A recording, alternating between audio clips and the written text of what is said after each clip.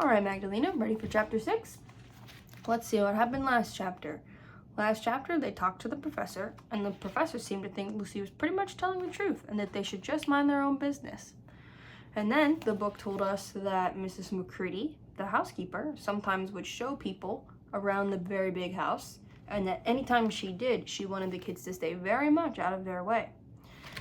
So Mrs. McCready was giving a house tour to a bunch of guests, and all the kids were running away from her, trying to stay out of her way, and ran into a room, right?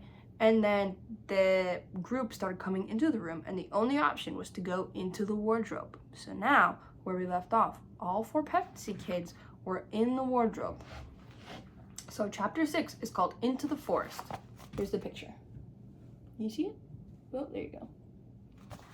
Okay, into the forest. I wish the McCready would hurry up and take all these people away, said Susan presently. I'm getting horribly cramped. And what a filthy smell of camphor, said Edmund. I'd expect the pockets of these coats are full of it, said Susan, to keep away the moths. There's something sticking into my back, said Peter. And isn't it cold, said Susan. Now that you mention it, it is cold, said Peter. And hang it all, it's wet too. What's the matter with this place? I'm sitting on something wet. It's getting wetter every minute. He struggled to his feet. Let's get out, said Edmund. They've gone. Oh, said Susan suddenly, and everyone asked her what was the matter. I'm sitting against a tree, said Susan, and look, it's getting light over there. By Jove, you're right, said Peter, and look there, and there, it's trees all round. And this wet stuff now is snow. Why, I do believe we've got into Lucy's wood after all. And now there was no mistaking it, and all 4 children stood blinking in the daylight of a winter day. Behind them were coats hanging on pegs. In front of them were snow-covered trees. Peter turned at once to Lucy. I apologize for not believing you, he said. I'm sorry. Will you shake hands? Of course, said Lucy, and did. And now, said Susan, what do we do next? Do, said Peter. Why, go and explore the wood, of course. Ugh, said Susan, stamping her feet. It's pretty cold. What about putting on some of these coats? They're not ours, said Peter doubtfully. I'm sure nobody would mind, said Susan. It isn't as if we wanted to take them out of the house. We shan't take them even out of the wardrobe. I never thought of that, Sue, said Peter. Of course, now you put it that way, I see. No one could say you'd bagged a coat as long as you leave it in the wardrobe where you found it. And I suppose this whole country is in the wardrobe. They immediately carried out Susan's very sensible plan. The coats were rather too big for them, so that they came down to their heels and looked more like royal robes than coats when they had put them on. But they all felt a good deal warmer, and each thought the others looked better in their new get-ups and more suitable to the landscape. We can pretend we're Arctic explorers, said Lucy. This is going to be exciting enough without pretending, said Peter, as he began leading the way forward into the forest. There were heavy, darkish clouds overhead, and it looked as if there might be snow before night. I say, began Edmund presently, oughtn't we to be bearing a bit more to the left? That is, if we were aiming for the lamppost? He had forgotten for the moment that he must pretend never to have been in the wood before. The moment the words were out of his mouth, he realized that he had given himself away. Everyone stopped. Everyone stared at him. Peter whistled. So you really were here, he said. That time Lou said she'd meet you in here, and you made out she was telling lies. There was a dead silence. Well, of all the poisonous little beasts, said Peter, and shrugged his shoulder, and said no more. There seemed indeed no more to say, and presently the 4 resumed to their journey. But Edmund was saying to himself, I'll pay you all out for this, you pack of stuck-up, self-satisfying prigs. Where are we going anyway? Said Susan, chiefly for the sake of changing the subject. I think Lou ought to be the leader, said Peter. Goodness knows she deserves it. Where will you take us, Lou? What about going to see Mr. Tumnus, said Lucy. He's the nice fawn I told you about. Everyone agreed to this, and off they went, walking briskly and stamping their feet. Lucy proved a good leader. At first she wondered whether she would be able to find the way, but she recognized an odd-looking tree on one place and a stump in another, and brought them on to where the ground became uneven, and into the little valley, and at last to the very door of Mr. Tumnus's cave. But there a terrible surprise awaited them. The door had been wrenched off its hinges and broken to bits. Inside, the cave was dark and cold, and had the damp feel and smell of a place that had not been lived in for several days. Snow had drifted in from the doorway and was heaped on the floor, mixed with something black, which turned out to be the charred sticks and ashes from the fire. Someone had apparently flung it about the room and then stamped it out.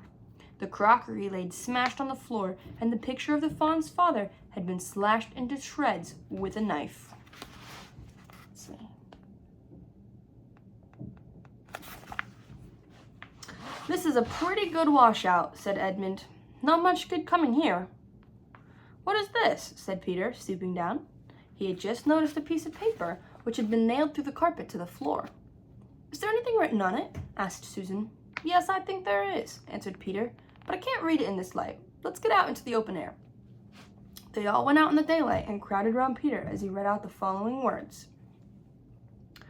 "The former occupant of these premises, the Fawn Tumnus, is under arrest and awaiting his trial on a charge of high treason against Her Imperial Majesty Jadis, Queen of Narnia, Chatelaine of Cair Paravel, Empress of the Lone Islands, etc. Also of comforting her said Majesty's enemies, harboring spies, and fraternizing with humans. Signed, Maugrim, Captain of the Secret Police. Long live the Queen." The children stared at each other. "I don't know that I'm going to like this place after all," said Susan. "Who is this Queen, Lou?" said Peter. "Do you know anything about her?" "She isn't a real queen at all," answered Lucy. "She's a horrible witch, the White Witch. Everyone, all the wood people, hate her. She has made an enchantment over the whole country so that it's always winter here and never Christmas." I wonder if there's any point in going on," said Susan. "I mean, it doesn't seem particularly safe here, and it looks as if it won't be much fun either. And it's getting colder every minute, and we've brought nothing to eat. What about just going home?" "Oh, but we can't, said Lucy suddenly. "Don't you see? We can't just go home, not after this. It is all on my account that the poor fawn has got into this trouble. He hid me from the witch and showed me the way back. That's what it means by comforting the Queen's enemies and fraternizing with humans. We simply must try to rescue him." "A lot we could do," said Edmund, "when we haven't even got anything to eat." "Shut up, you," said Peter, who was still very angry with Edmund. "What do you think, Susan?" "I've a horrid feeling that Lou is right," said Susan. "I don't want to go a step further, and I wish we'd never come. But I think we must try to do something for Mr. Whatever his name is. I mean the fawn." "That's what I feel too," said Peter. "I'm worried about having no food with us. I'd vote for going back and getting something from the larder.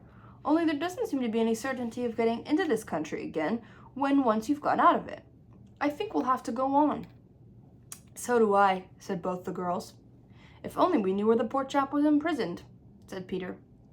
They were all still wondering what to do next when Lucy said, "Look, there's a robin with such a red breast. It's the first bird I've seen here. I say, I wonder can birds talk in Narnia? It almost looks as if it wanted to say something to us." Then she turned to the robin and said, "Please, can you tell us where Tumnus the fawn has been taken to?" As she said this, she took a step toward the bird. It at once flew away, but only as far as to the next tree. There it perched and looked at them very hard, as if it understood all they had been saying. Almost without noticing that they had done so, the 4 children went a step or 2 nearer to it. At this, the robin flew away again to the next tree, and once more looked at them very hard. You couldn't have found the robin with a redder chest or a brighter eye. "Do you know," said Lucy, "I really believe he means us to follow him." "I've an idea he does," said Susan. "What do you think, Peter?" Well, we might as well try it," answered Peter. The robin appeared to understand the matter thoroughly. It kept going from tree to tree, always a few yards ahead of them, but always so near that they could easily follow it. In this way it led them on, slightly downhill. Wherever the robin alighted, a little shower of snow would fall off the branch. Presently, the clouds parted overhead, and the winter sun came out, and the snow all around them grew dazzlingly bright. They had been traveling in this way for about half an hour, with the 2 girls in front, when Edmund said to Peter, "If you're not still too high and mighty to talk to me, I've something to say which you'd better listen to." "What is it?" asked Peter. "Hush, not so loud," said Edmund. "There's no good frightening the girls. But have you realized what we're doing? What? Said Peter, lowering his voice to a whisper. We're following a guide which we know nothing about. How do we know which side that bird is on? Why shouldn't it be leading us into a trap? That's a nasty idea. Still, a robin, you know. They're good birds in all the stories I've ever read. I'm sure a robin wouldn't be on the wrong side. If it comes to that, which is the right side? How do we know that the fawns are in the right and the queen, yes, I know we've been told she's a witch, is in the wrong? We don't really know anything about either. The fawn saved Lucy. He said he did, but how do we know? And there's another thing too. Has anyone the least of the way home from here? Has anyone the least idea of the way home from here? Great Scott, said Peter. I hadn't thought of that. And no chance of dinner either, said Peter. And there's the bird.